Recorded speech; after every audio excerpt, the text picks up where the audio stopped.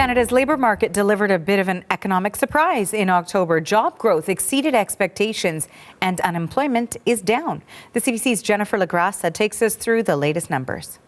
Really what we're seeing are big, unexpected numbers and growth. For the second month in a row, Canada's job numbers are up. Now, I will say job numbers can be quite volatile, but let's dive into this. So in October, Stats Canada says that there was an increase of 67,000 jobs. Most of these jobs are part-time roles, and many were in Ontario. Another positive key measure here, there was a dip in the unemployment rate. It's now sitting at 6.9%. That's from 7.1% last month. And then, with the ongoing trade war and tensions with the United States, we know Southern Ontario has been particularly hard hit. Windsor, Canada's automotive city, had very high unemployment. In June, that was at 11.2%. That's now come down to 9.6%.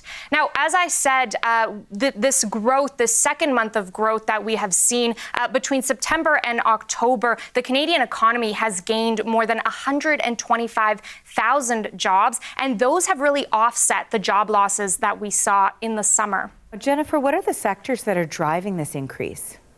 Yeah, so really where we're seeing the increases are in wholesale and retail trade, as well as transportation and warehousing, and then information, culture, and recreation. There was also a small increase in manufacturing jobs, and that comes after huge growth that we saw in that sector in September, which is good news considering since January, those manufacturing jobs had been declining again because of the ongoing trade tensions.